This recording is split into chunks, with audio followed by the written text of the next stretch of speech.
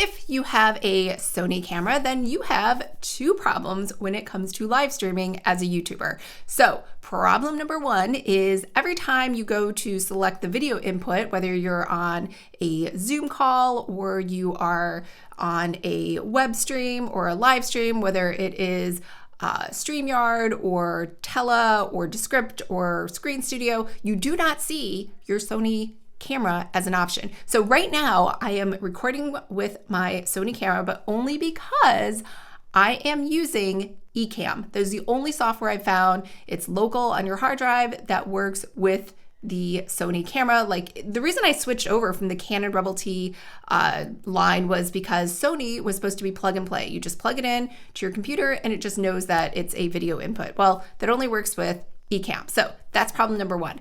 Problem number two is you'll say to yourself, hey, I just need a capture card. Obviously, that's what I need to do. Like, that's what I used to do with the DSLR camera. So I'll just go back to the capture card. Well, there's a delay. So for whatever reason, there wasn't a delay with what I was like, my lips moving and the sound with the capture card on the Canon, but there is on the Sony when I use the capture. And I used a good capture card. I used the Elgato 4K USB one, and it was off by like a little bit more than half a second. So it's really hard when you're doing video editing to match up the audio with like how your lips are moving. And so every time I'd be like, I got it. And then I'd be like, wait, no, I think it's a little off. I can't really tell. Anyways, so that's problem number two. So when I moved, I was like, you know what? I just took the capture card and I chucked it. I was like, you know, it doesn't work anyway. I will just live with my webcam over here, which is the Logitech Brio. Now this is a 4K webcam, but as you can see, the quality just isn't as great as my Sony camera. So to fix this, there is a new solution that I think everyone should know about, because nobody really talks about this unless you're a gamer, and I'm not a gamer. I don't even know what they're talking about, like the latency and playing with other people. But 4K for this capture card, it's different. So I don't know what it did. They said that they improved the quality. Honestly, I didn't listen to the specs, but I just bought it and I took a chance. It's amazing. So a couple things. It's super easy to set up. So all I did was I took first of all, it comes with the cord. So you need an HDMI cord that goes from your Sony camera. You put that into the capture card. So there's two HDMI ports. There's HDMI in, HDMI out. You are going to put it into the HDMI in port.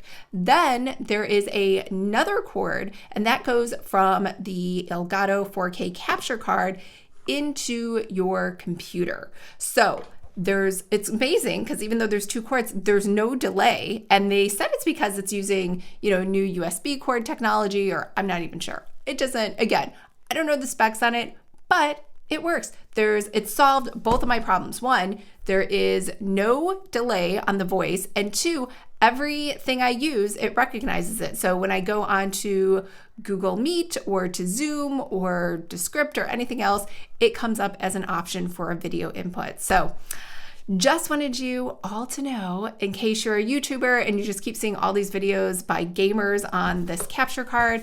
If you're a YouTuber, you can use this too. I live stream all the time. Plus, if I have interviews with other people, that's also something I want to do. So this, at the time of this recording, was only available from Elgato directly, and it was not available on Amazon. So be really careful when you purchase it too. So the 4K capture card is very different from their older version, which is called the 60, I don't even know, the 60X or something like that, frames per second. And that will tell you it's going to record, I think, in 4K, but it's just different.